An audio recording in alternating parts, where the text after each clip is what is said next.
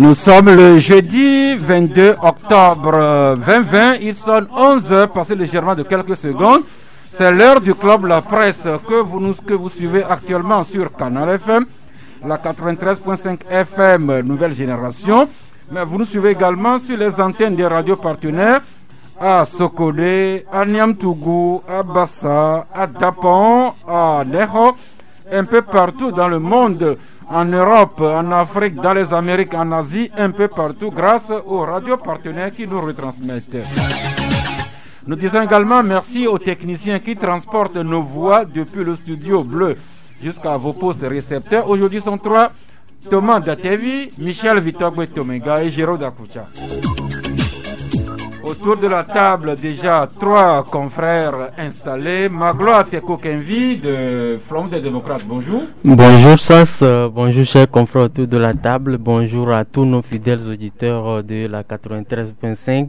Je profite de l'occasion pour souhaiter un joyeux anniversaire à un confrère infographiste, Joël Apeti, qui célèbre aujourd'hui son jour d'anniversaire avec sa fille. Donc Dieu leur a fait grâce. Joyeux anniversaire Odio, Georges Apeti et Kekeli Apeti. Merci Michel Tchadja, j'espère qu'on vous suit depuis votre Yadebo natal.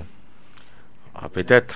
Peut-être, oui. Oui. Bonjour Sas, bonjour Ambroise et Magloire, bonjour à nos amis au doigt magique et bonjour à tout Canal FM. Merci. Ambroise Jao Konjo de The Guardian, bonjour. Oui, bonjour Sas, bonjour chers confrères ici présents, bonjour tous nos admirateurs, tous ceux qui nous suivent partout. Je voudrais profiter pour demander au président de la République de libérer Esaïe Dekpo, le prophète Esaïe Dekpo qu'on a incarcéré à Tchévier. Il n'a rien fait, c'est quelqu'un qui a donné une prophétie, c'est un homme de Dieu. Libérez-le et vous-même vous serez tranquille. Merci. D'un anniversaire à une autre, une grande dame, je ne voulais pas le dire, mais comme Magloire m'a mis l'eau à la bouche, c'est une grande dame. Elle s'appelle Dedegan Himmel, qui souffle ses 24 bougies. Je l'ai vue aujourd'hui, elle est vraiment grande, au propre et au figuré.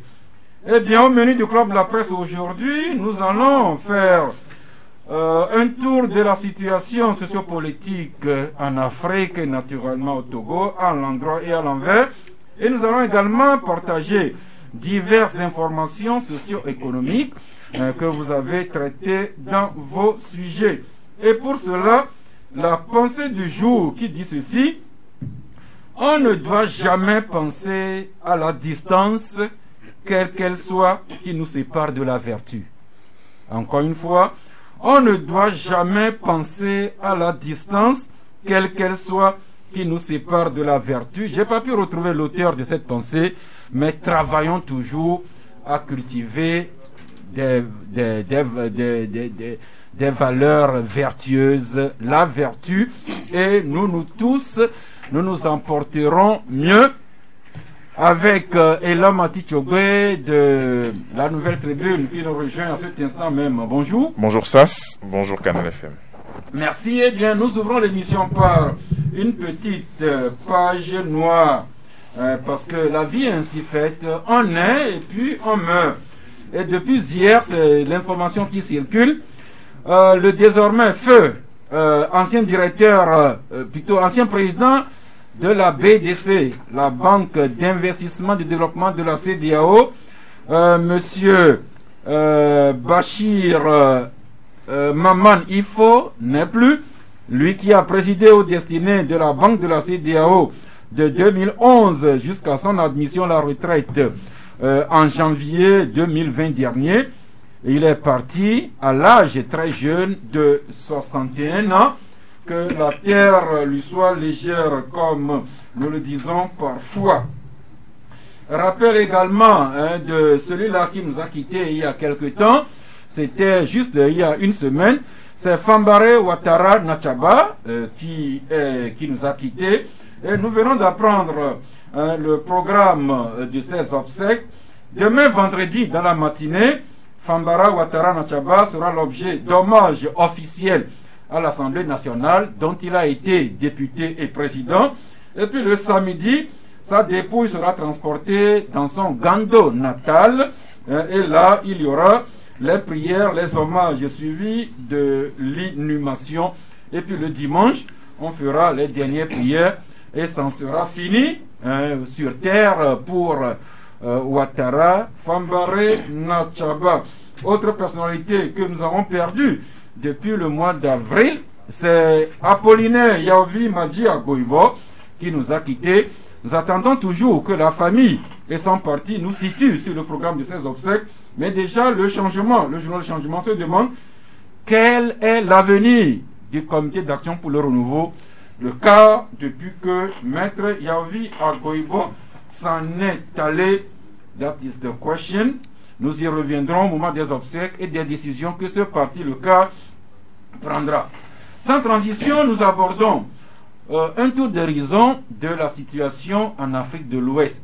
Et chers amis, confrères et auditeurs, quand vous suivez l'actualité sur les médias ces derniers jours, je ne vous cache pas que si vous aimez l'Afrique de l'Ouest, vous devez commencer à avoir peur. Ce qui nous amène à sous-titrer cette rubrique « Alerte rouge sur l'Afrique de l'Ouest ». Depuis 2002, Boko Haram, ce mouvement insurrectionnel et terroriste d'idéologie salafiste djihadiste, saccage de grandes régions du Nigeria. Cette gangrène du Boko Haram a déjà atteint le nord-ouest du Cameroun, le sud-ouest du Tchad et le sud du Niger. Le Mali, à son tour, a basculé dans la violence intégriste depuis 2013. Le Mali qui fait l'objet de bandes armées intégristes et terroristes qui attaquent ce grand pays jusque dans sa souveraineté, dans son unité et son développement socio-économique. Ces groupes terroristes débordent depuis au Niger et au Burkina Faso. Les terroristes du Sahel ont même réussi à opérer des coups d'éclat, des actions de mort au nord du Bénin et jusqu'à Grand-Bassam en Côte d'Ivoire. Et on signale que ces terroristes disposeraient de tentacules, des cellules dormantes dans tous les pays ouest-africains, dont pourquoi pas le Togo. Ces derniers temps, 2 autres pays de la sous-région ouest-africaine passent au rouge. Il s'agit de la Guinée et de la Côte d'Ivoire, qui enregistrent de violentes manifestations, de répression sanglante, de morts et de destruction. Les causes de ces violences sont des élections présidentielles dont de larges portions des populations en Guinée et en Côte d'Ivoire contestent la légitimité des présidents sortants qui postulent pour un 3e mandat, ainsi que la régularité, la transparence et la fiabilité de l'organisation du déroulement de ces scrutins présidentiels. Un autre pays commence à émettre des signaux inquiétants. Il s'agit du Bénin, qui organise son élection présidentielle dans le premier trimestre de l'année 2021, avec, selon toute vraisemblance, le président sortant Patrice Athanase Talon comme candidat unique, parce que tous les opposants ont soit fui le Bénin, ou d'ailleurs sont exclus du jeu électoral par des lois que d'aucuns qualifient de scélérates et de discriminatoires. Plus loin, au Sénégal, certaines personnes prêtent déjà au président Macky Sall l'intention de prétendre à un 3e mandat après son second en cours. Pendant ce temps, les suites du scrutin présidentiel du 22 février 2020 ne font toujours pas l'unanimité chez nous ici au Togo. Et nous le savons, Gabriel Mensah Nguema-Kodjo continue à revendiquer sa victoire, lui qui forme des gouvernements successifs en exil. Alors que Jean-Pierre Fabre, autre candidat à cette élection, et son parti, l'ANC, viennent de demander l'annulation du scrutin du 22 février de 2020 et sa reprise. Pauvre Afrique, qui est prise ainsi au piège d'un côté des intégristes terroristes et de l'autre part la boulimie au pouvoir de ses dirigeants. Voilà ce petit texte que la situation en Afrique de l'Ouest nous inspire. Magloire, je sais que vous aussi, vous commencez par vous inquiéter dans votre esprit, dans votre corps. Bien évidemment, ça, vous avez si bien fait d'enrôler tout ce qu'il y a comme actualité sociopolitique sur le continent ces derniers temps et qui inquiète plus d'un. Voyez-vous, d'abord vous avez parlé de conséquences, n'est-ce pas, de l'invasion de la secte Boko Haram et des groupes terroristes et islamistes sur le continent. Moi, j'ai ma propre lecture de cette situation-là. Voyez-vous, d'abord, quand on dit que le Grand Nigeria, par exemple, n'arrive pas vraiment à faire face à cette secte-là, qui au quotidien fait des victimes, moi je me demande comment est-ce que ces regroupements-là arrivent à s'armer, comment est-ce qu'ils se ravitaillent, où est-ce qu'ils vivent dans ce monde actuel où tout est devenu un monde planétaire, où tout se sait à la limite près. Les gens de Boko Haram, ils vivent où? Et donc, quand on part du Nigeria, par exemple, pour arriver au Mali avec tout ce que nous voyons là-bas, moi, je n'ai plus d'inquiétude à me faire là-dessus. J'ai la certitude que vraiment, c'est des considérations politiques et des intérêts qui se jouent derrière, parce que moi, ça me paraît trop facile quand même qu'on puisse dire qu'il y a des islamiques qui s'installent dans un coin de la planète sans que personne ne sache vraiment où est-ce qu'ils vivent, de quoi ils se nourrissent, comment ils se ravitaillent, mais pourtant ils agissent, ils kidnappent des gens et après on constate tout simplement des dégâts. Ça, je crois que à l'heure actuelle où nous sommes, le débat n'est plus vraiment sur un terrain où on se demandera mais qui sont vraiment ces groupes-là. Tout le monde sait que derrière c'est des intérêts qui jouent, et quand je me dis, si l'Afrique veut vraiment se réveiller et combattre ces islamistes, on arrivera à le faire.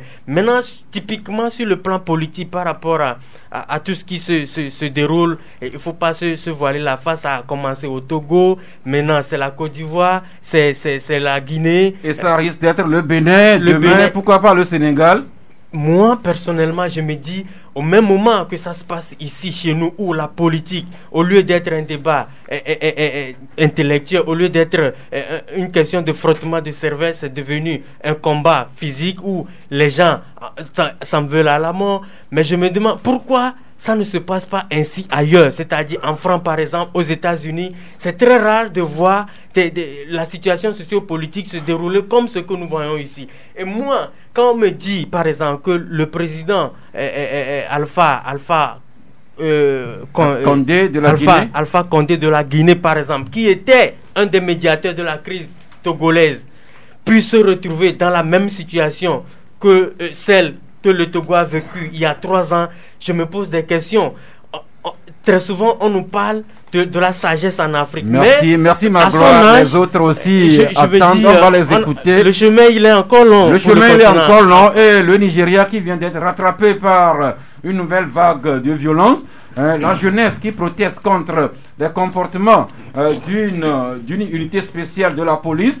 Le président Buhari a dû dissoudre cette unité, mais la contestation continue à embraser tout le pays. On signale déjà une 12aine de morts le mardi dernier. Qu'est-ce qui va en être? La situation est inquiétante au point que le confrère Le Baptisteur écrit aujourd'hui à la page 3 la méthode de Muhammadu Buhari, et plus loin à la page 6 le même confrère qui écrit dans la Côte d'Ivoire à la Guinée, le feu couve sous le 3e mandat. Autre journal, c'est Liberté qui consacre 2 situations en Afrique de l'Ouest. D'abord, la page 5, Liberté écrit Alpha Condé s'inspire des méthodes de Faure Gnassingbé. Et plus loin, toujours Liberté qui écrit que les élections se révèlent décidément plus dangereuses que la Covid-19. C'est dans une rubrique de Maman sur RFI. Michel Kadia, voilà un survol de l'actualité que nous faisons ici chez nous au Togo et un peu partout en Afrique de l'Ouest. D'abord, sur le plan politique, nous constatons malheureusement que le Nigeria, qui avait l'habitude, ou bien, en tout cas c'est l'impression que nous avons, le Nigeria qui semblait donner des leçons à travers leur président aux autres chefs d'État ou aux autres populations de l'Afrique de l'Ouest le plus souvent, ce Nigeria est rattrapé aussi par la même situation. Aujourd'hui, j'ai été surpris que la jeunesse au Nigeria s'élève d'abord contre les pratiques policières et puis surtout contre la gouvernance qui est faite actuellement au Nigeria. Et vous savez que ce qui se passe au Nigeria, c'est pratiquement la même chose que nous pouvons observer dans certains pays aussi, en Afrique de l'Ouest, où la jeunesse, dont on cite le nom tout le temps, être au centre des préoccupations des gouvernants, cette jeunesse-là qui, vraiment, ma foi, pense qu'elle n'a pas droit au chapitre, cette jeunesse des gens qui sont bardés de diplômes, qui sont là, qui ne savent quoi faire. Et aujourd'hui, au Nigeria précisément, la jeunesse se dit, mais quel est ce pays-là où les choses ne marchent pas pour que nous aussi, nous trouvons notre place dans la société.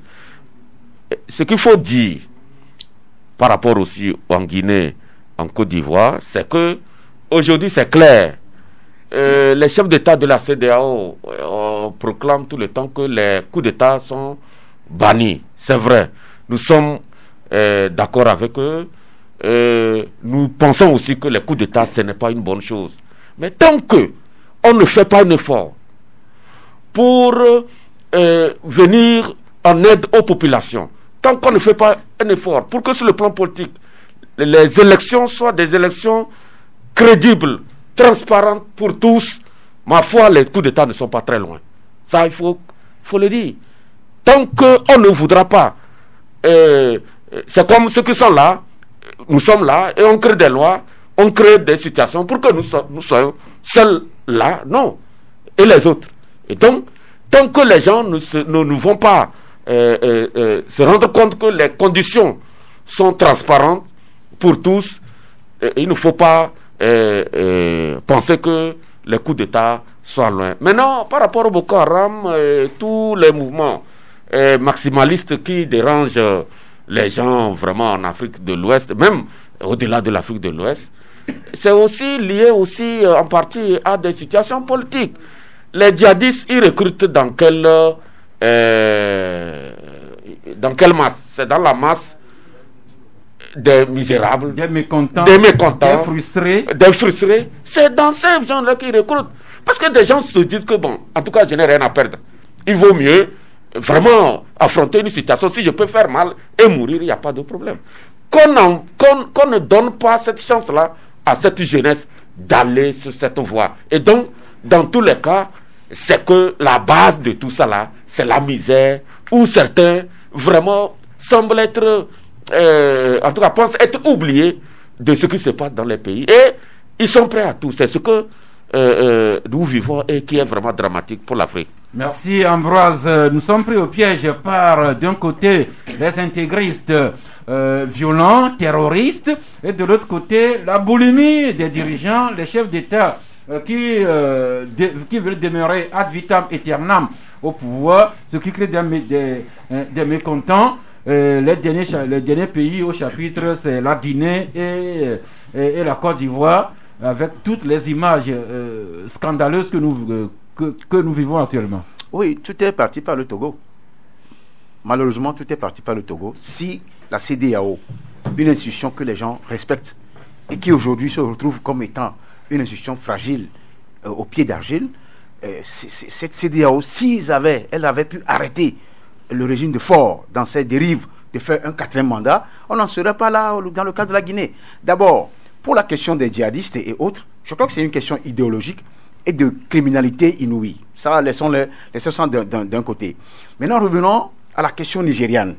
Avant d'aborder la Guinée et la Côte d'Ivoire, j'estime que c'est une question de désarroi, c'est une question de bombe sociale. Les gens ont faim. On ne peut pas avoir un pays comme le Nigeria qui est le premier producteur pratiquement du pétrole en Afrique. Il y a aussi le gaz. Un pays qui est le plus grand en matière de démographie. Et voilà un contraste. Le Nigeria qui est le premier producteur de pétrole, mais n'a pas de raffinerie. Il y a des problèmes d'électricité constants là-bas au Nigeria.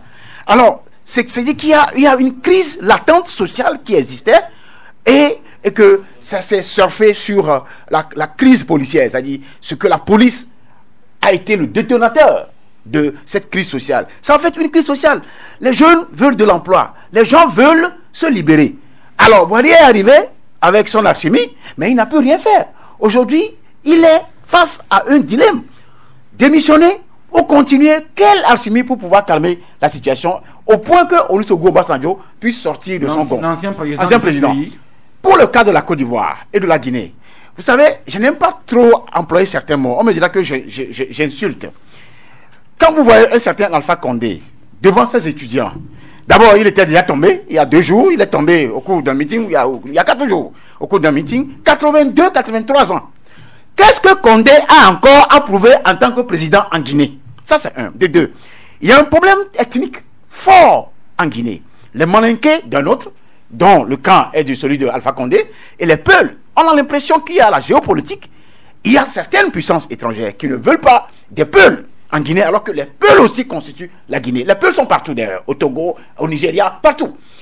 Alors, quelqu'un qui a gagné les élections, je parle du passé en 2016, 45% contre 18%, par quelle alchimie Condé est devenu président de la Guinée? Là c'était en 2010, quand au premier tour, Diallo avait près de 45% et Alpha Condé 18%. Et paradoxalement, au deuxième tour, c'était Alpha Condé qui avait triomphé de celui d'Alain Diallo. Ça, c'est de la chimie. Ça, c'est de la chimie. Attends. Et en plus de ça, si celui d'Alain Diallo a violé la loi électorale en annonçant que c'est lui qui avait gagné, c'est que ce dont il a peur, parce qu'on fera tout pour que Condé revienne en tête. Comment Condé peut gagner dans la capitale Conakry? Ça, c'est un. De 2, la CEDEAO est venue jouer quel rôle en Guinée? Pour le cas de la Côte d'Ivoire, vous savez, c'est une insulte pour les Ivoiriens si M. Ouattara, qui se dit chantre du FMI, ancien fonctionnaire international du FMI, machin, certes, il a construit des routes, il a fait des échangeurs, tout ça, c'est bon. Mais les Ivoiriens veulent manger. Les Ivoiriens, il ne sert à rien de venir à quelques heures de la campagne dire que le cacao qui est de 850 à 1000 francs. Ce n'est pas ça que les Ivoiriens veulent. Les Ivoiriens ne veulent plus faire un 3e mandat. C'est ce que les Ivoiriens veulent. Maintenant, ils sont en train de mettre le feu dans toute l'Afrique de l'Ouest. On le dit que la Côte d'Ivoire est la vache laitière de l'Afrique de l'Ouest.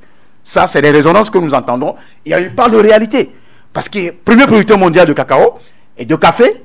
La bauxite, premier producteur pratiquement de bauxite là-bas en Guinée. Ça veut dire que l'Afrique regorge des richesses tellement qu'on ne sait pas ce qui se passe et les présidents ne veulent plus partir. Merci. Qu'est-ce qui se passe que les présidents ne veulent pas partir? Ils ont toujours besoin d'un mandat pour achever leur œuvre. C'est la question qui se pose au point que hier, quelqu'un qui reste fidèle à sa logique, c'est Claude Amengambi. Il a rencontré la presse hier pour annoncer qu'il remette à jour sa pétition dans laquelle il demande carrément que les Togolais signent cette pétition pour le départ de Faure Gnassingbé du pouvoir. Liberté en parle aujourd'hui avec ce titre: pour mettre fin à la dynastie de Gnassingbé, une pétition est lancée pour exiger la démission de Faure Gnassingbé.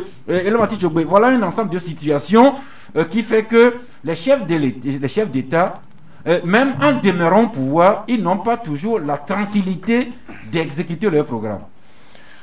Bon, moi j'accuse la CEDEAO.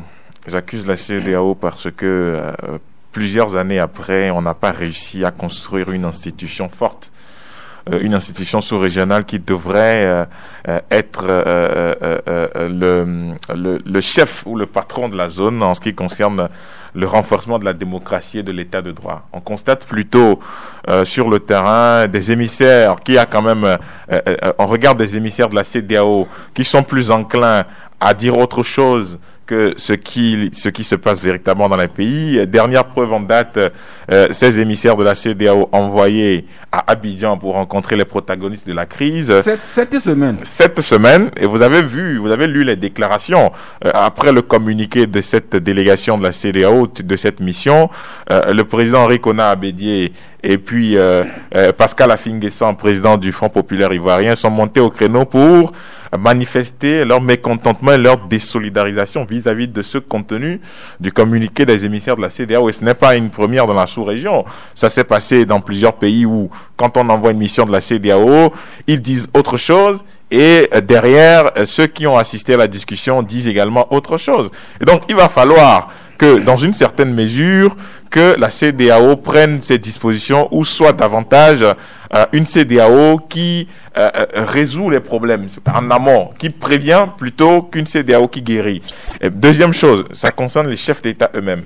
Je ne pense pas, à ce stade où on est, quand vous ne voulez pas qu'on puisse vous chasser par les armes ou par la rue, respectez ce que la Constitution dit quand vous prenez le pouvoir. Si vous voulez sortir par la grande porte, il n'y a pas d'homme qui égale Dieu. Il n'y en a pas. Mais aujourd'hui, en Afrique de l'Ouest, on constate que dans ces pays, il y a des présidents qui se sont élevés au stade de Dieu. C'est-à-dire, sans eux, le pays ne doit pas avancer ou n'avancera pas. Donc, il faut continuer ce qu'on a commencé, c'est le discours. Il faut parachever ce qui a démarré. On a fait ci, on a fait ça. Alpha Condé a dit dans plusieurs interviews que sous lui, il y a une usine qui fabrique des bonbons. Sous lui, le taux de couverture de la Guinée en termes d'électricité est plus élevé. Les autres n'ont rien fait. Mais quel président est ce président qui s'assoit, qui dit que ses prédécesseurs n'ont rien fait?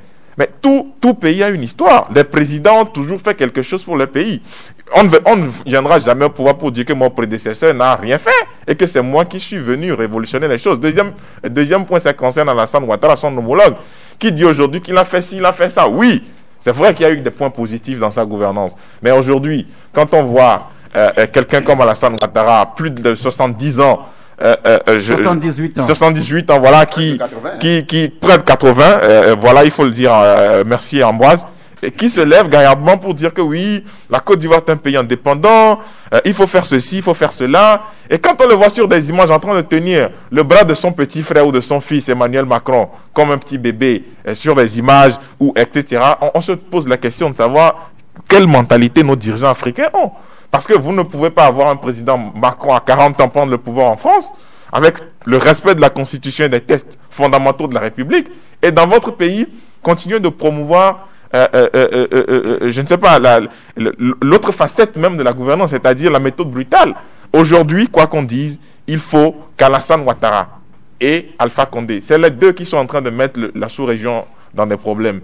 La Côte d'Ivoire parce que c'est le poumon économique d'Afrique de l'Ouest, l'un des poumons économiques à part le Nigeria, et aujourd'hui la Guinée-Conakry qui est en train de revenir, mais avec ce qui se passe là, ça va être très compliqué. Merci. La CEDEAO dont nous parlons beaucoup, Michel, il semble que la CEDEAO vient de réagir par des communiqués sur la situation en Guinée, en Côte d'Ivoire et au Nigeria. Oui, je pense nous avons passé tous ces communiqués à l'exception d'un, ces communiqués-là concernant la situation en Côte d'Ivoire, la situation en Guinée, et puis un communiqué qui est tombé ce matin même par rapport au Niger, pour dire que la CEDEAO suit de très près, même si elle n'est pas en mesure de donner des solutions immédiates à toutes ces situations, elle est quand même, elle veille, mais pour dire que aujourd'hui, moi je n'accuse pas la CEDEAO, parce que c'est vrai, ceux qui connaissent le fonctionnement même de la CEDEAO ne se plaignent pas. Parce que la CEDEAO n'est pas là pour aller dans un pays dire que monsieur le président, ce que vous faites là, c'est pas bon. Mais elle peut veiller. La CEDEAO n'est pas, oui, la CEDEAO n'est pas dans cette logique. Mais Michel, le problème c'est que la CEDEAO a adopté des textes qui portent protocole de la démocratie et de la bonne gouvernance. Tout ce qu'on demande aux chefs d'État de la CEDEAO, c'est de respecter la constitution de leur pays et des textes qu'ils ont votés entre eux-mêmes. Mais vous voyez les conditions dans lesquelles ces présidents-là sont. Et la manière dont... Quels sont ceux qui dirigent la CEDEAO? C'est les commissions là, c'est les mêmes présidents qui ont délégué des gens qui siègent là-bas. Le président de la commission actuelle de la CEDEAO, c'est un Ivoirien. Et qui l'a envoyé là-bas, si ce n'est pas la volonté de son mentor qui est actuellement là. Et vous voyez l'attitude de son mentor. Donc ce qui fait que dans le mécanisme de fonctionnement de la CEDEAO, c'est difficile que ces chefs d'État-là quand même puissent avoir le courage de dire à leur père que ce que vous faites dans votre pays, ce n'est pas bien. Malheureusement, c'est comme ça. Ce que vous dites là, vous avez raison, mais le constat, moi je parle du constat que nous faisons sur le terrain, la CEDEAO manque de courage pour prendre des positions claires. Merci. Et donc, courage. Tu disais tantôt ça, que comme les chefs d'État qui sont là ont besoin de un mandat pour parachever leur œuvre. Non. Les œuvres appartiennent à l'État. Les œuvres là appartiennent à l'État. Vous vous rappelez le cas Mamadou Tandja, qui voulait 3 ans pour achever ses œuvres. Quelqu'un a dit non, tu ne peux pas, c'est pour l'État. Oui. Toi, tu peux aller, quelqu'un d'autre va venir faire. Donc, c'est un faux problème qu'on dise que. Mais Michel, c'est que, à part Mamadou Tandja, il y a d'autres qui sont là, les Alpha Condé. Mais nous disons que c'est inadmissible. Il ne peut pas nous servir. Même, on peut dire également, Faure Gnassingbé, qui a son 4e mandat, ce que certaines personnes n'arrivent pas toujours à lui pardonner. Ça nous ramène encore à la pensée du jour, la vertu. Faisons l'effort. Quand l'auteur dit que on ne doit jamais penser à la distance, quelle qu'elle soit, qui nous sépare de la vertu. Si nous avons des chefs d'État vertueux en matière de respect de nos textes, je pense que nous nous serons épargnés un certain nombre de difficultés. Revenons maintenant chez nous ici au Togo avec la situation telle que vos journaux en parlent. Méga Info qui nous relate un peu l'activité diplomatique avec le chef de l'État Faure Gnassingbé qui a reçu les lettres de créance de 3 plénipotentiaires la semaine dernière et 16 ambassadeurs qui se succèdent dans le bureau de Mme Tomenga Dogbe, et que Méga Info écrit aujourd'hui que l'Union européenne aligne son action sur les priorités du gouvernement. Sur un autre plan, c'est toujours Méga Info qui titre que la France et la BAD restent engagées aux côtés du Togo pour son développement. C'est une bonne chose. Chronique de la semaine revient sur les propos de l'interview de la première ministre du RFI en début de semaine avec cet extrait. Madame Tomenga Dogbe qui dit « Lutter contre la vulnérabilité dans notre pays, se focaliser sur l'essentiel, le développement ». Un extrait des propos de notre premier ministre. Front des démocrates, Magloire, vous demandez si la paire Faure Gnassingbé Tomenga Dogbe nous offre une nouvelle politique. Oui, c'est l'interrogation que, en tout cas, c'est la question que nous nous posons cette semaine, parce que depuis quelques moments déjà, à la formation de ce nouveau gouvernement, il y a quand même une sorte d'émulation qui est là. Et on se dit, c'est comme s'il y a quelque chose de nouveau qui est là. Et par après, les ministres se sont retrouvés à un séminaire gouvernemental où à la fin, on nous a dit que chacun des ministres a pris un engagement vis-à-vis de la feuille de route globale du gouvernement. Donc, nous, la question fondamentale qu'on se pose aujourd'hui, est-ce que véritablement c'est une nouvelle offre politique que la paire Faure et Victoire Dogbe propose pour le Togo? La question, elle est pertinente dans la mesure où on se dit qu'est-ce que la paire là propose de nouveau aux Togolais et ils ne l'ont jamais vu. Maintenant, dans nos réflexions, nous nous sommes dit oui, le seul nouvel élément qui est là, c'est que la primature ou le premier ministre qui est censé coordonner les actions gouvernementales est une femme, ce qui est une première dans l'histoire du Togo. Et donc, est-ce que le simple fait que Victoire Dogbe soit une dame peut être catalyseur, peut être cet élément-là qui va vraiment pousser la paix qui est au sommet de l'État actuellement à faire les choses autrement? Parce que quand vous scrutez un tout petit peu l'offre politique, n'est-ce pas, de Victoire Dogbe, on semble carrément laisser de côté le volet politique pour se concentrer sur le développement. On parle de l'inclusion sociale, et on parle de la création de la richesse. On parle de digital. On parle du digital, on parle de la dématérialisation, on parle de la redistribution équitable des ressources du pays. Et je crois que fondamentalement, c'est là que se retrouve le vrai sujet. Parce que comme Michel aime le dire très souvent, au Togo, le tout premier opposant de Faure Gnassingbé, on va le dire, c'est le chômage, c'est le sous-emploi. Et donc, si aujourd'hui... Et la faim. Et la faim, véritablement, parce que quand tu es en chômage, c'est que tu as faim. Ça va de soi. Et donc, nous pensons que si vraiment la paix Victoire Dogbe et Faure Gnassingbé veut faire autrement la politique, c'est qu'ils doivent œuvrer à ce que les richesses du Togo soient véritablement repartagées comme eux-mêmes ils l'ont annoncé. Et partant de là,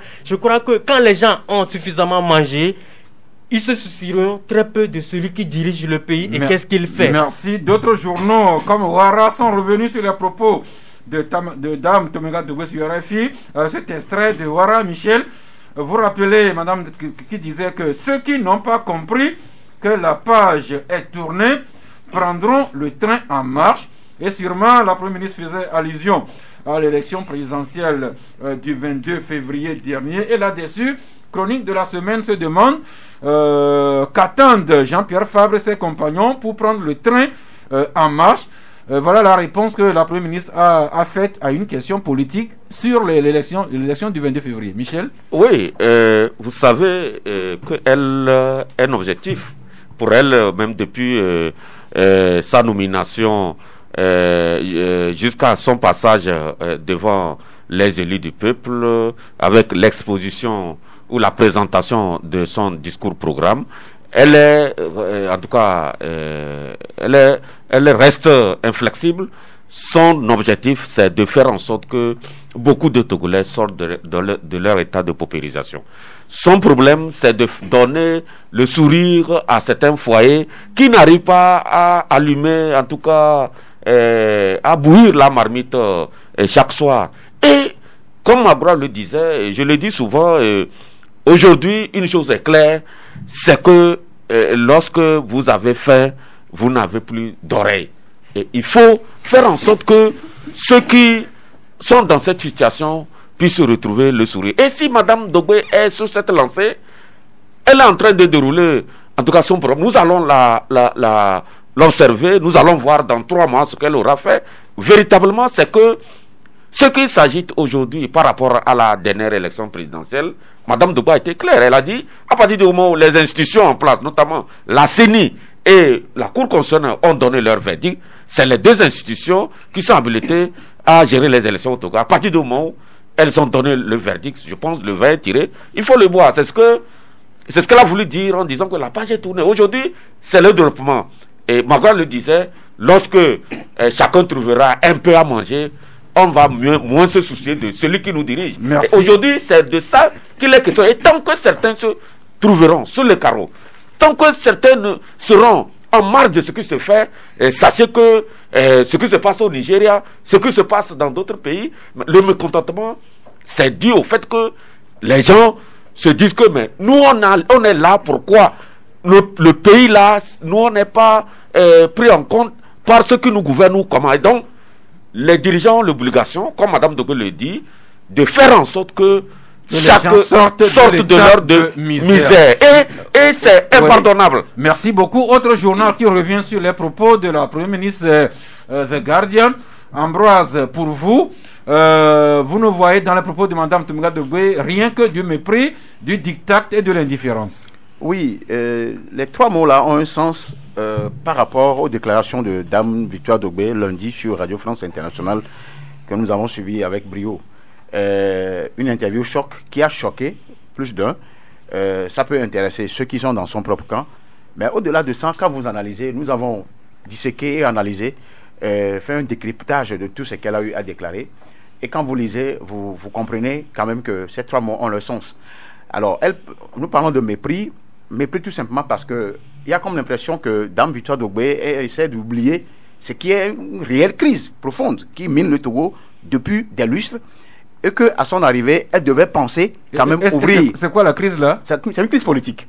Et en même temps sociale. Les gens viennent de faire cas d'une crise sociale, doublée de tout ce qui touche l'économie sociale. Alors, le mépris parce que les gens souffrent, les gens veulent l'alternance, les gens veulent un changement, les gens veulent une démocratie réelle.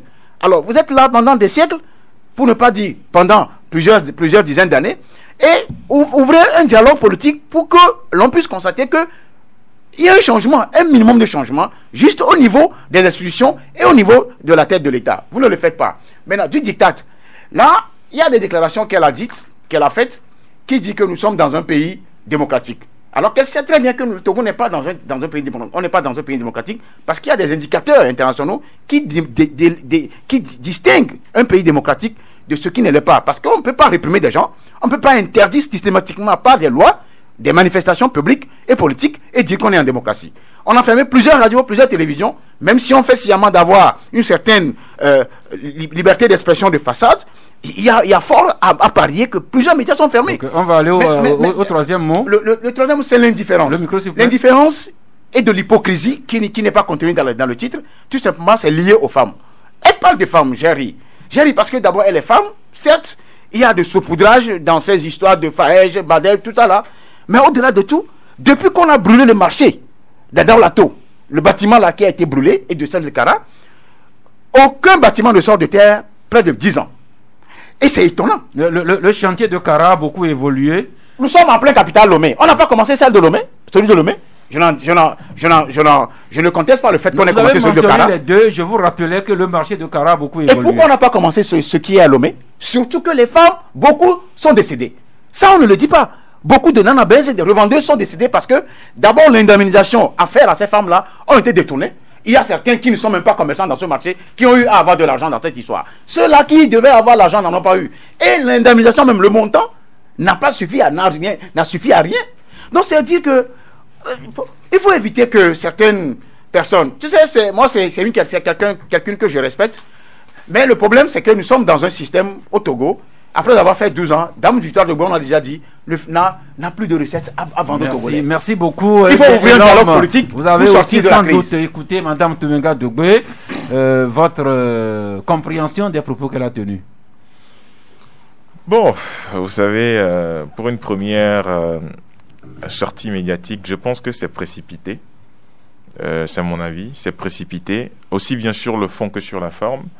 On sent un premier ministre qui n'a pas encore totalement pris ses marques, et moi je serais à sa place que je vais repousser le délai de l'interview parce que je ne sais pas ce qu'il faut dire maintenant, d'accord? Si elle savait, c'est pourquoi elle a parlé. Non, c'est-à-dire que vous savez, communiquer aussi, il y a un timing.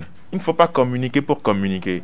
Il faut communiquer quand on a des choses à dire véritablement. On a fait un séminaire gouvernemental et vient de prendre fonction. Pourquoi communiquer? Pour dire qu'on a implémenté des chantiers ou pour dire effectivement que oui, on a fait ceci, on a fait cela. Oui, il n'y a pas de problème. On sait, on a vu des gens à l'œuvre. Mais moi, j'aurais souhaité que, au bilan des 100 jours, qu'elle puisse communiquer. Et parce que là, ce qu'on a écouté la dernière fois, ma foi, moi, je ne veux pas juger la forme, etc. Mais le fond, moi, je suis resté sur ma soif parce que, oui, on parle politique, on dit oui, la page des conflits politiques est derrière nous, on a tourné cette page, il faut développer. On a toujours dit dans ce pays qu'il faut laisser tout et puis se consacrer aux vrais problèmes de l'heure. On l'a toujours dit. Maintenant, quand on dit que les opposants qui sont sur le terrain doivent se soumettre à quoi? À l'armée? À quoi? C'est ça. À la loi. Oui, il faut préciser. En fait, c'est ça, il faut préciser à la volonté du peuple, au verdict des urnes, il faut préciser. Quand vous ne précisez pas, vous semez la confusion. C'est pourquoi je dis, elle s'est précipitée dans cette com. On aurait pu faire économie de ça, en attendant de trouver mieux, le meilleur timing. Mais bon, c'est un casting, c'est un choix qu'on a fait. Mais quand vous dites sur les antennes du Radio International que les opposants doivent se soumettre à quoi? Se soumettre à la situation? Se soumettre à la Covid? Se soumettre à quoi précisément? Il faut le dire, si c'est la volonté du peuple, préciser que se soumettre à la volonté du peuple issu des urnes par rapport à telle date. Et donc, il y a beaucoup de ratés dans cette interview et moi, je serais à sa place et moi, j'aurais pu faire économie de cela, travailler d'abord et faire le bilan des 100 jours après. Merci de Mme Tumenga Dogbe. Nous passons à Guillaume Kodjo, dont vous savez également qu'il a remanié son gouvernement avec ou sans guillemets cette semaine. Là-dessus, Mme Tumenga Dogbe s'est exprimée et le changement reprend ses propos que personne n'a poussé à Guillaume Kodjo à l'extérieur de notre pays. Propos que retrace le changement. Quant à chronique de la semaine, il écrit à la page 3. Nouveau gouvernement d'Agbemo Kodjo, Philbert Atisso, Koda Gamesso et Brigitte Adjamambo se désolidarisent de ce gouvernement. Et quant à vous, Michel, vous rapportez les propos d'un autre acteur politique, Jerry Tama, qui a réagi sur Agboyome et qui dit que personne n'est allé si loin dans l'irrationnel. Ça a été la réaction de Jerry Tama suite à ce nouveau gouvernement d'Agboueme Kodjo. Michel? Oui, je pense qu'il y a plein de personnes qui ont réagi après, en tout cas, la formation de ce gouvernement, la nomination du deuxième Premier ministre, de la formation donc de son gouvernement. Mais la réaction qui a le plus retenu notre attention, c'est celle de Jerry Tama Dunet, qui dit que personne n'est allé si loin dans l'irrationnel. Et quand vous voyez les actes que pose depuis un certain temps, et surtout ces derniers moments, avec ces nominations, vous vous rendez compte que c'est le comble de la pagaille. Parce que quand on observe de très près, on ne sait pas à quoi tout ça rime. Vous savez, depuis la nomination de son premier ministre, j'ai observé pour voir, puisque M. Nadjombe, quand nous étions encore à l'université, il était notre délégué général. Je l'ai connu un peu avant qu'il ne disparaisse du pays. Je voulais voir... Avant qu'il ne parte du pays. En tout cas, qu'il ne parte du pays, si vous voulez. Mais je voulais voir, mais ça là, c'est quoi? Ça va donner quoi? Mais ce dernier jour, il y a à dire que mais si quelqu'un touche aux cheveux de Agboueme Kodjo, mais on l'a accueilli Agboueme Kodjo, il n'a rien fait. J'ai compris que mais ces gens-là, c'est de la fanfaronnade, ça ne sert à rien. Et aujourd'hui, avec la nomination du second Premier ministre et la formation du gouvernement, je me dis, mais pourquoi cette pagaille? Pourquoi Agboueme, qu'on connaît avoir l'intelligence politique, il faut le reconnaître, ceux-là, c'est un architecte depuis le temps d'Eyadema, mais je pense que ces derniers mois, il se perd les pédales. Il ne maîtrise rien, il est en débandade et les actes qu'il pose ces derniers temps-là prouvent que ce monsieur, vraiment, ceux qui ont encore envie de le... en tout cas, ceux qui l'ont fait confiance jusqu'à ce jour, doivent comprendre qu'ils sont en train de perdre leur temps. Merci. Beaucoup de sujets intéressants. Mais on va arrêter la politique, venue quand même à vos parutions. Il y a des articles d'ordre socio-économique que je trouve importants. Commençons par vous, Elementi Tchogbe. Vous parlez de trading. Oui. C'est un sujet qui revient ces derniers temps dans les réseaux, dans les journaux. Certains accusent certaines sociétés de trading de faux, les mêmes sociétés qui sont défendues par d'autres. Eh bien, j'espère que votre dossier est assez complet là-dessus. Eh bien, vous parlez du trading, des offres de placement aux promesses de rendement élevés. Vous parlez également de l'apparition régulière de nouveaux acteurs sur le marché. Et vous écrivez que la BCAO et l'association professionnelle des systèmes financiers décentralisés viennent d'interpeller le ministre Sani Yaya à cet effet. Oui, effectivement, on est dans un contexte économique très délicat et vous savez qu'avec la Covid, etc., il y a beaucoup de foyers, beaucoup de personnes qui sont quand même frileux.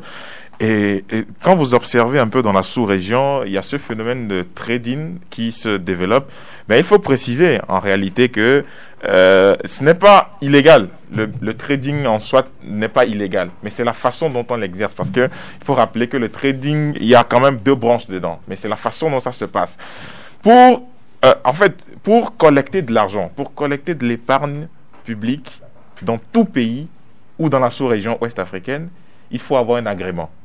Et l'agrément bancaire, pour ceux qui ont les banques... Et qui est-ce qui délivre l'agrément L'agrément bancaire, l'agrément pour les banques est délivré par le ministère de l'économie et des finances de chaque pays après consultation ou sur avis de la commission bancaire de l'UEMOA. On est dans la sous-région ouest-africaine. En ce qui concerne ceux qui font les opérations de bourse, notamment ceux qui arrangent les placements ou les sociétés de gestion d'intermédiation, l'agrément se prend au niveau du centre régional de l'épargne publique et des marchés financiers devenu autorité des marchés financiers AMF. Je suis clair là-dessus pour l'agrément. Mais il se fait que ces sociétés qui exercent dans la sous-région, au Togo, au Cameroun, en Afrique centrale, comme un peu partout, n'ont aucun agrément ni de l'autorité des marchés financiers, ni du ministère de l'économie et des finances du pays ou des pays qui les accueillent. On a connu dans ce pays, au Togo par exemple, par le passé, des sociétés similaires qui ont été fermées. Je ne dis pas qu'ils faisaient du trading, je ne dis pas ça parce que ça peut être une autre forme de business, mais qui ont été fermées.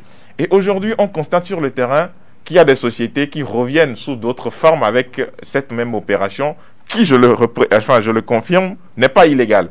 Mais c'est le fond qu'il faut voir. Moi, par exemple, ou d'autres personnes, on ne peut pas... Non, il faut que... Donnez-moi encore deux minutes. Non, une minute. Là où je suis, je ne suis pas en train de doiter une société ou une autre. Moi, c'est le fond de l'affaire qui m'intéresse. On a fermé des sociétés déjà au Cameroun. Il y a d'autres sociétés qui sont sur la liste noire ou la liste rouge de l'autorité des marchés financiers avec pour siège à Abidjan. Parce que vous ne pouvez pas collecter de l'épargne publique sans agrément. Et ces Togolais qui aujourd'hui vont vers ces sociétés, qu'ils demandent qu'on leur montre un agrément. Mais si vous n'avez pas... S'inscrire au registre du commerce mobilier, détenir une carte CFE, payer les impôts, ça ne fait pas de vous une société qui dispose de l'agrément pour gérer les fonds d'autrui. Donc, on exhorte aujourd'hui les gens. J'aurais aimé qu'on discuta longtemps de ce sujet, mais la politique a pris dessus. Mais le sujet, le dossier est dans votre parution. Les gens vont le lire. Mais je retiens pour l'essentiel que si on veut aller à une société qui fait le trading, d'accord, mais qu'on s'assure que la société dispose bel et bien d'un agrément. Effectivement. Merci beaucoup. Autre article à la une de notre journal Magloire. Vous mettez à la manchette l'affaire Scan Togo, parole aux victimes, et l'article contient, je présume, des révélations qui, selon vous, accablent Jean Adolehoume.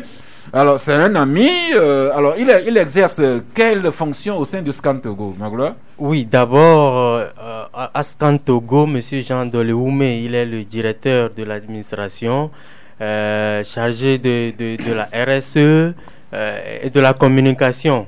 Pour faire simple, RSE, c'est responsabilité sociétale des entreprises. Pour être simple. Maintenant, dans l'ensemble, c'est un dossier que nous suivons de près. Nous sommes déjà revenus sur plusieurs aspects du dossier. Pour ceux qui ne le savent pas, ça nous coûte à l'heure actuelle un procès devant le tribunal de première instance de Lomé. Mais devant la vérité, nous ne reculons pas d'un seul centimètre. Et cette semaine, nous avons décidé de retourner sur le terrain, donner la parole aux victimes, parce que pour ceux qui ne connaissent pas encore le problème, c'est une question d'expropriation des biens et des domaines. Donc, en tout cas, la société Scan Togo est accusée. Et donc, quand je vais pas trop ramasser le dossier parce qu'il est consistant, mais 3 éléments essentiels à relever. D'abord, quand on vous dit un mandataire qui représente cette famille et qui parle au nom d'une collectivité, vous dit que en son absence, il a constaté que sa maison, sa chambre a été cambriolée et que des objets, documents ont été volés. La gendarmerie de Tabligou a interpellé, a mené ses enquêtes. On a retrouvé celui qui a commis l'acte et il se retrouve être le fils aîné du mandataire. Et quand on lui a posé la question pourquoi il a fait ça, d'après ce qu'il a dit, on a compris qu'il a été manipulé par un groupe de gens, dont M. Jean Adolehoume, parce que l'enfant porte le même nom que son papa, et donc c'est plus facile de l'utiliser pour signer des papiers aux fins de décaissement. Et pire encore, c'est que ça a été fait en complicité avec le maire de Yoto 3, sans procuration du mandataire. Ça, c'est déjà faux, faire faux et usage de faux. Et donc, aujourd'hui, fort heureusement, on a constaté la magouille et on a arrêté le processus. Mais maintenant, les tampons, l'encreur et les 2 carnets de compte et tout ça sont restés avec la clique à l'heure actuelle. Ça, c'est un aspect de la chose. L'autre aspect, c'est que nous l'avons déjà annoncé, par rapport au barème d'évaluation des domaines et des biens, lorsque les propriétés devraient être dédommagées, il y a un mandataire, par exemple, dont l'évaluation des biens et domaines détruits revient à quelque chose de 4 millions de francs CFA.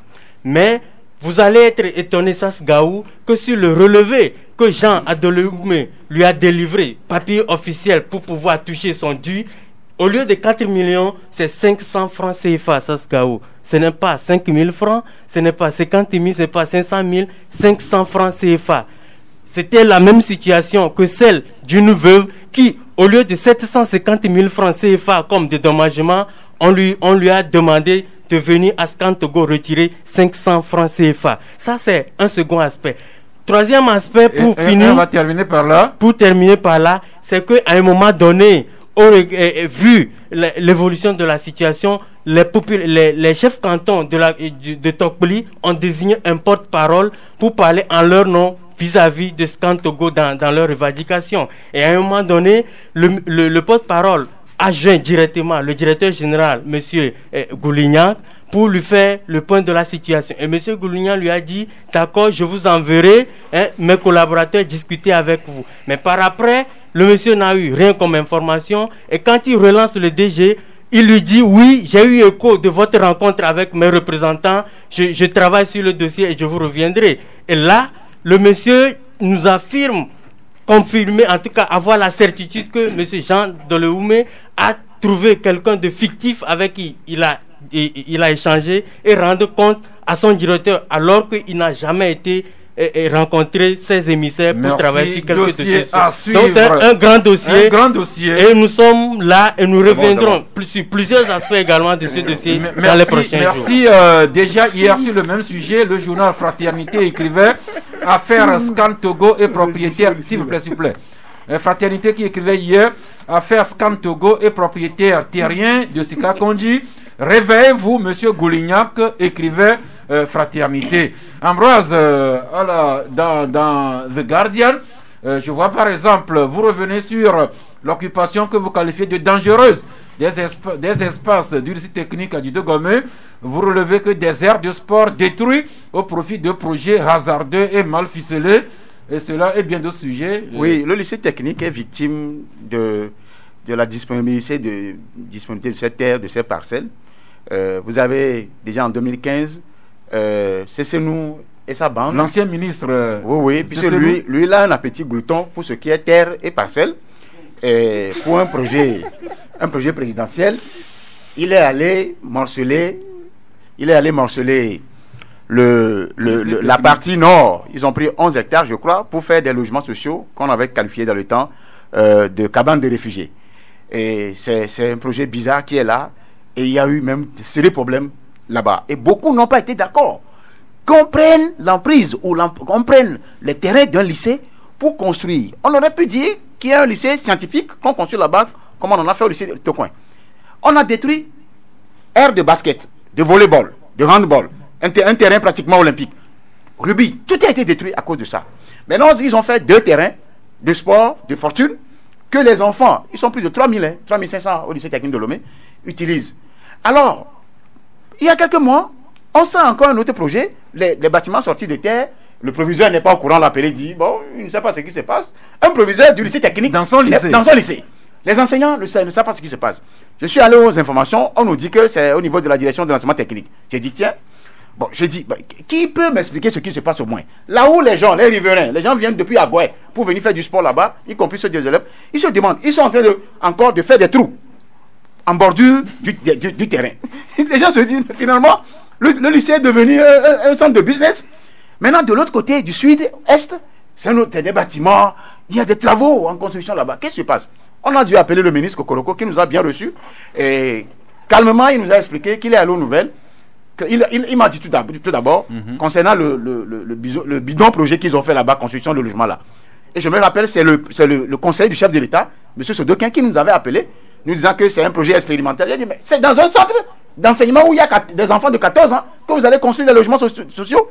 Maintenant, le ministre Kokoroko nous a dit que lui, il est de passage, il a vu ça, il dit non, ça ne peut pas tenir là-bas. Ils sont venus chez lui à l'université, lui, il leur a dit, ce n'est pas possible.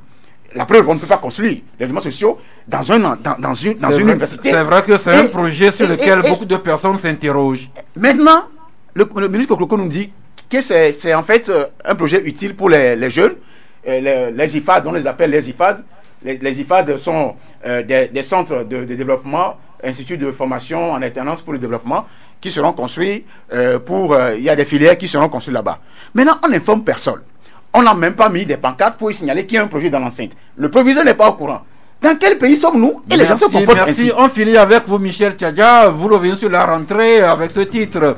Gouvernement et acteurs éducatifs veulent s'assurer du bon déroulement de la rentrée dans quelques jours. Et vous nous rappelez également dans un autre article que c'est aujourd'hui que démarre l'opération de distribution de moustiquaires à longue durée. Les Togolais auront accès aux moustiquaires à imprégnation durable dès ce jeudi.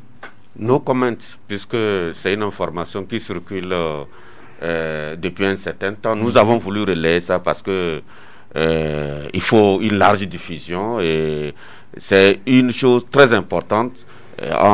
À côté de la Covid, en tout cas, qui attire l'attention de toute l'humanité depuis un certain temps, on s'est rendu compte aussi que les gouvernants, avec l'appui des partenaires, veulent en tout cas poursuivre le combat contre le paludisme, qui est un fléau aussi, qui vraiment décime les populations. C'est une bonne chose. Merci. C'est pourquoi nous avons Et on termine par cet atelier qui est ouvert hier pour valider le mécanisme des plaintes du PIDU. Oui. Ce programme qui réalise des infrastructures dans nos villes. Eh bien, à l'issue de l'atelier, les riverains sauront comment élever leur proteste, enfin leur plainte sur une infrastructure. Eh bien, il est 10 heures. Juste un seconde. On va devoir avec Claude Leroy. S'il vous plaît, on va y revenir. Le temps quand même que nous adressions un clin d'œil à nos partenaires et que les amis entrent en ligne. Nous avons parlé aujourd'hui de la situation sociopolitique quelque peu volatile, inquiétante en Afrique de l'Ouest. Nous n'avons pas épargné notre pays, le Togo. On a revisité Madame Tomenga Dogbe dans ses propos sur RFI. Nous sommes également sur les traces du gouvernement virtuel d'Agboyome Kodjo. On a terminé par des informations socio-économiques de proximité. L'un ou l'autre sujet devrait vous intéresser, n'est-ce pas? Bonjour l'ami. Oui, allô. Oui, c'est monsieur? Oui, c'est Pelé. Oui, Pelé, allez-y. Oui, je salue le plateau. Bon, en mémoire du président Nachaba, est-ce que on va l'enterrer en tant que l'ancien président de l'Assemblée seulement ou bien l'ancien président de la République aussi? Vous avez écouté les informations que nous avons données. Il y aura les hommages officiels demain à l'Assemblée nationale et puis sera transporté dans son Gando natal pour les dernières prières et l'inhumation. Ouais, est-ce qu'il est un ancien président de la République? Ça, c'est une question à poser sur le plateau. Maintenant, concernant ce qui se passe aussi dans la sous-région, je voudrais poser cette question aussi. Quand on est président ou candidat d'un parti politique et qu'on va à une élection, qu'on a gagné, on a fait un mandat, on a fait le deuxième mandat, est-ce que ton programme que tu as donné, c'est toi seul qui peux le faire ou bien tu ne peux pas laisser à l'autre de le faire? Parce que souvent on dit que le président il a un bon programme, il a un bon programme. Il n'y a personne dans le parti qui peut le faire. Ça, c'est une préoccupation. Deuxième aussi... Et vous avez terminé par là? Oui, ce qui se passe aussi dans la sous-région, ça a commencé au Togo. Vous voyez? Donc ça, si tout ce qui se passe aujourd'hui, on peut aussi interpeller le Togo qu'il faut aller mollo. Merci. Je vous en prie, Pelé. Le suivant déjà en ligne, bonjour. Bonjour. Oui, c'est monsieur? C'est Magidi. Pardon? C'est Magidi. Ok, allez-y. C'est concernant les affaires qui donnent les mots qui donnent l'Afrique de l'Ouest. Oui. Par rapport à ça, moi je dirais que c'est ça que votre confrère Michel Tchaga dit.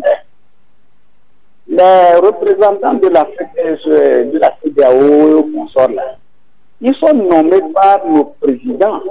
Ils ne peuvent aller défendre leur président. Donc moi je trouve que l'Afrique de l'Ouest a encore du chemin à faire. Parce que ce qui concerne notre développement, ils s'en foutent pas mal. Comme on le dit d'habitude aussi, quand ils sont des présidents de la France ou bien quoi, ils ne sont pas des présidents de la France. C'est qu'ils veulent leur propre intérêt.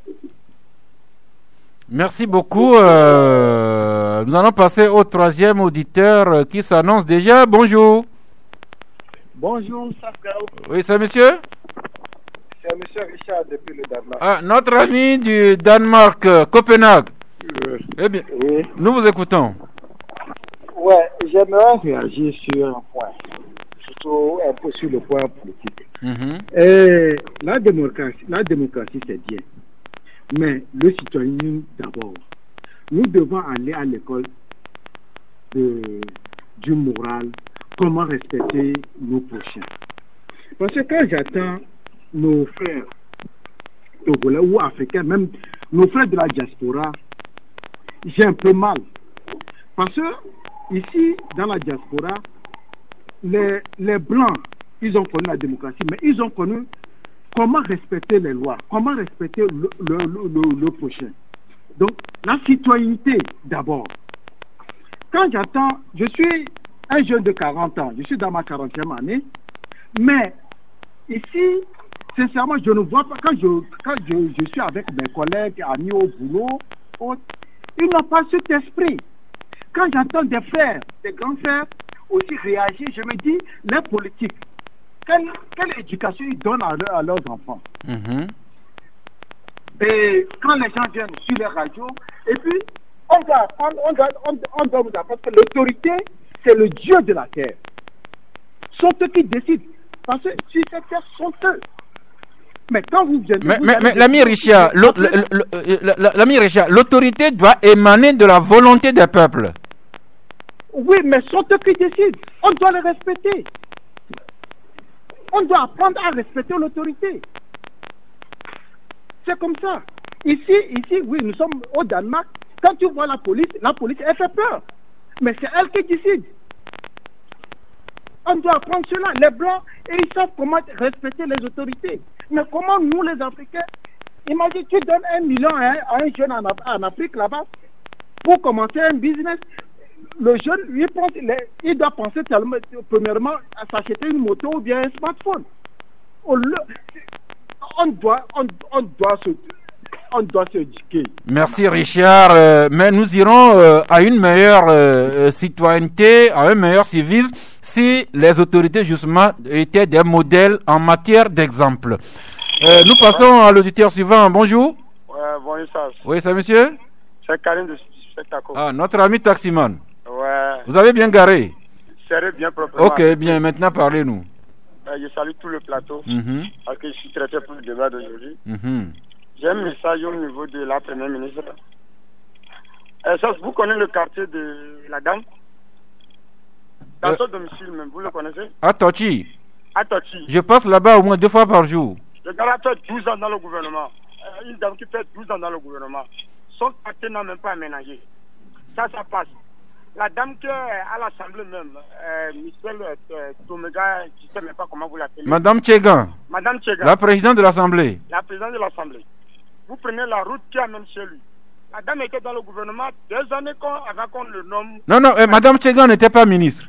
Elle était députée à l'Assemblée nationale. On ne refuse pas. Mais vous voyez la route qui amène chez lui. Mais on ne peut pas diriger un pays comme ça. Et on vous a nommé et vous êtes là et le pays n'avance pas. Même dans vos quartiers, vous n'arrivez même pas à réparer. La première ministre qui est là, dans son village actuellement, au niveau du Bougan, là, allez-y voir comment les gens souffrent. La dame qui a fait 12 ans dans le gouvernement, les gens ne trouvent même pas de l'eau potable dans son village à boire. Mais pour la dame, moi, je n'attendais rien de ça. Merci Karim. Eh bien, Karim qui connaît chez n'importe qui, dans la rue de n'importe qui, faites attention, sinon prochainement, Karim viendra parler de la chambre de Ambroise, pourquoi pas. L'auditeur suivant, bonjour. Allô, bonjour. Oui, bonjour. Oui, c'est monsieur? Faux-Firmin. Oui. Ok, nous vous écoutons. Là, je voulais parler de la rentrée. Il va falloir que les ministres concernés communiquent plus et disent exactement ce qu'on est en train de faire. Moi, en tant qu'homme de presse, je suis un homme de presse. J'ai fait un tour dans les écoles. Mais ça, moi, je ne sais pas si vous avez vu un début. De quel appartement on nous parle? L'amélioration des appartements. Et on construit des appartements améliorés. C'est quoi ces appartements améliorés? Et où on les fait? À une semaine de la rentrée, où ça se passe? Ils vont les fabriquer quelque part, venir déposer dans les écoles. Et qu'on nous communique, qu'on nous dit ce qu'on est en train de faire pour que nos enfants reprennent l'école. Merci beaucoup. Je vous en prie, cher ami Faux-Firmin. Déjà, le suivant en ligne. Bonjour. Bonjour. Oui, c'est monsieur? Comme l'a dit Davédi. Allez-y, comme l'a dit Davédi. Oui, je voudrais intervenir concernant l'interview que Madame le Premier ministre avait faite la dernière fois. Vraiment, cette interview-là, votre collègue a déjà dit, ça ne devait pas être la raison d'être. Pourquoi je dis ça? Pour qu'un pays se développe, il faudrait d'abord que la politique soit assainie. Alors qu'au Togo, chaque année, quand il y a élection, il y a contentieux. Maintenant, elle vient dire qu'elle veut implémenter le développement et laisser le côté politique. Donc, tout ce qu'elle a fait comme programme de son gouvernement, je pense que c'est déjà voir l'échec. Sinon, mais il faut que la justice soit bien implémentée avant que tout ça là ne puisse prospérer. Et pour ce qui concerne le cas d'Agboumé, M. Agboumé, tous les Tchadjiens disaient que tout de suite que c'est de l'amusement ce qu'elle est en train de faire. Il faut pas prendre ça de cet angle. C'est sérieux ce qu'il est en train de faire. Pourquoi je dis ça? Quand quelqu'un se dit qu'il forme un gouvernement à l'extérieur, donc c'est une manière de contrecarrer le pouvoir en place. Et il va passer par tous les moyens aussi pour c'est-à-dire mettre en difficulté ce pouvoir. Donc il ne faudrait pas que les gens disent que ce qu'il est en train de faire, que c'est de l'amusement. Merci. Eh bien, on verra son gouvernement à l'œuvre et au Club de la Presse, nous aurons de la matière pour en parler. Nous passons à l'éditeur suivant. Bonjour. Allô? Oui. Bonjour, mon directeur. Papa Sibiti. Je suis comblé parce que quand vous dites il faut célébrer la vie, un de mes directeurs, vos collaborateurs m'a cité aujourd'hui que l'opposition du président c'est la faim, le chômage. Quand j'écris sur les antennes, c'est ça. Parce que si vous gagnez 1 million au lieu de 50 000, vous allez vous demander si le président est là ou non. Bon, Madame Tomega, la première ministre, on vient de parler de son quartier. Elle est en train d'écouter. Donc, nous sommes dans son quartier. Elle a pris l'assainissement. Je pense qu'elle est en train d'écouter. Nous, on ne fera que l'applaudir. Ok. Bon, et puis, ça, c'est... les Togolais, comment 4 millions, on donne 500 francs à quelqu'un? Vous voyez l'homme, c'est normal ça. Il ne craignent pas Dieu. Oh, ça c'est... Merci beaucoup. Oui. Eh bien, Madame Tomega Deboué vient d'apprendre qu'elle a un voisin, Papa Sibiti, pour ce qui sera ou ne sera pas de l'assainissement de leur quartier commun. Nous prenons le dernier auditeur aujourd'hui. Bonjour. Oui, bonjour monsieur. Oui, c'est monsieur? C'est monsieur Farid, j'appelle d'Agouin. Oui, allez-y. Oui, et je salue le plateau. Concernant la déclaration de Madame la Première ministre, soit disant qu'elle va gouverner le Togo autrement, il ne faut pas que ça soit encore un exemple pour l'Afrique. Le coup d'État a montré l'exemple. 3e, 4e mandat, c'est toujours le Togo et la Guinée, la Côte d'Ivoire ont emboîté les pas. Concernant la violence policière, pourquoi si ça se passe au Togo, la communauté internationale ne réagit pas comme le cas du Nigeria? Et enfin, reconnaissons maintenant ceux qui ont poussé l'opposition togolaise à l'échec, sont Alassane Ouattara et puis Alpha Condé. Merci. Je vous en prie. Voilà les réactions des amis auditeurs. Ils ont abordé pratiquement tous les sujets débattus aujourd'hui. Eh bien, un tour de table, chacun 1 minute pour réagir sur les propos des auditeurs. Ambroise? Une minute, s'il vous plaît. Au fait, je crois que c'est la question de Dame Dufta Dogbe qui est revenue un peu plus largement.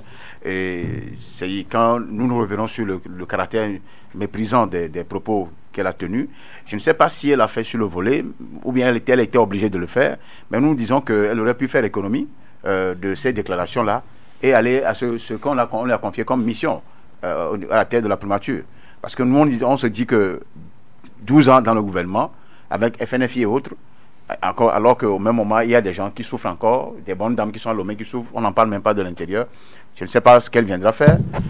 On aurait peut-être son patron, de nouveau, Humbo, je parle, et comme les barons n'ont pas voulu avoir quelqu'un qui leur donne des ordres, ou qui ne respecte pas leurs ordres, donc elle est venue, mais je me dis quand même qu'elle aurait pu ouvrir un champ politique pour des discussions. Merci. S'il y a lieu. Merci. Mais elle n'a pas voulu aborder le temps. Michel, vous avez retenu quelque chose de l'auditeur? Oui, je pense que il y a notre ami de Copenhague, je pense, Danemark, qui disait qu'il faut respecter les autorités. Je pense qu'il a raison. D'ailleurs, même la Bible et le Coran sont clairs. La meilleure manière d'obéir à Dieu, c'est de respecter les autorités. Et donc, il faut quand même que ces autorités, en contrepartie, soient exemplaires. Parce que si un ministre à qui on demande de goudronner une route pour 2 ans, que cette route-là va faire 10 ans, elle n'est pas goudronnée, mais ce monsieur-là ne me demandait pas de le respecter. Et donc, il faut quand même que les autorités quand même donnent l'exemple, montrent patte blanche, et maintenant, nous les hommes d'en bas, comme j'ai l'habitude de le dire, nous allons les respecter. C'est important, Michel. Je m'associe à vous d'abord. Il faut que les autorités émanent de la volonté des peuples et que ces autorités-là soient des exemples, des modèles, et ainsi, spontanément, nous les respecterons. Et l'homme? Bon, sur l'interview du Premier ministre, en fait, en réalité, ce n'est pas tant, c'est-à-dire...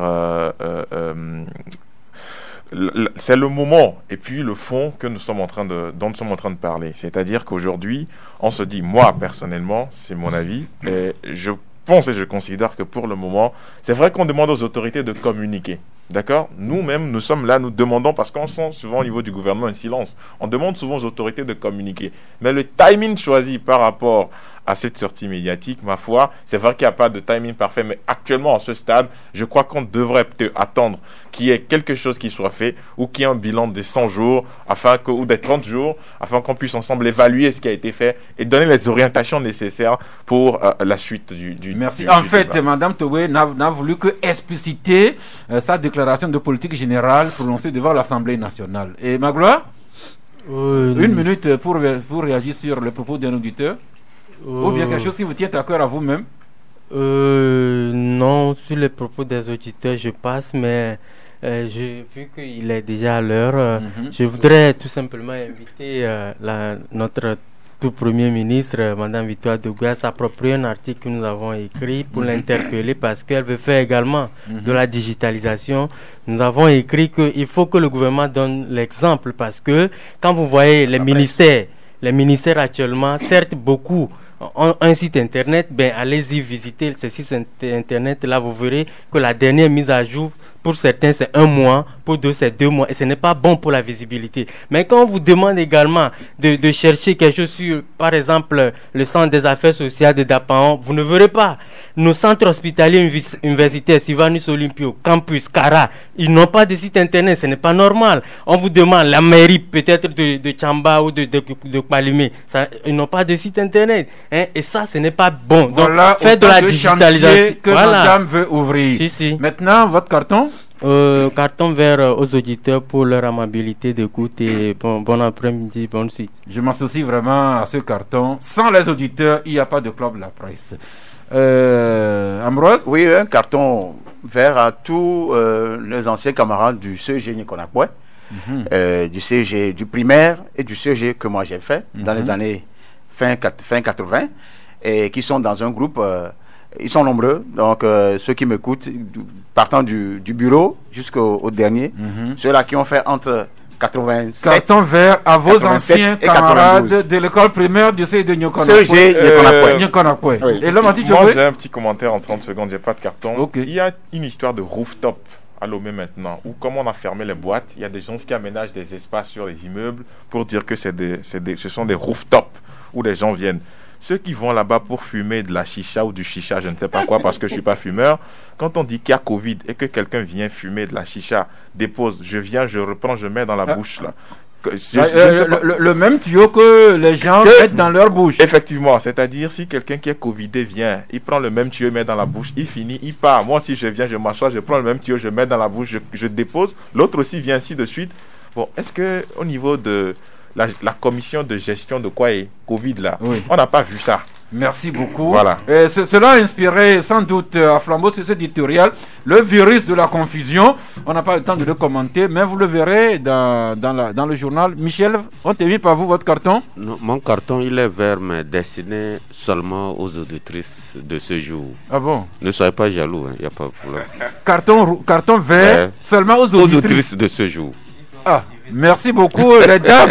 Ah, je comprends. Comme c'est la mode de Women Power, Michel délivre seulement ce carton vert aux femmes. En tout cas, le club de la presse vraiment décerne un carton vert à tous les auditeurs, ceux qui appellent, mais ceux qui nous portent également dans leur cœur, ceux également qui nous critiquent et qui nous envoient leurs contributions. C'est ensemble que nous irons de l'avant. Mais nous voulons terminer par cette exhortation à aller à la vertu. On ne doit jamais penser à la distance, quelle qu'elle soit, qui nous sépare de la vertu. L'auditeur du Danemark a dit, nous a rappelé de respecter les autorités, c'est bien. En citoyen, nous devons respecter les autorités, respecter les institutions, mais nous demandons aux autorités également d'être des modèles en émanant de la volonté populaire et à être les premiers à respecter les textes dont nous avons doté nos pays, et ensemble nous irons vers le paradis de la démocratie.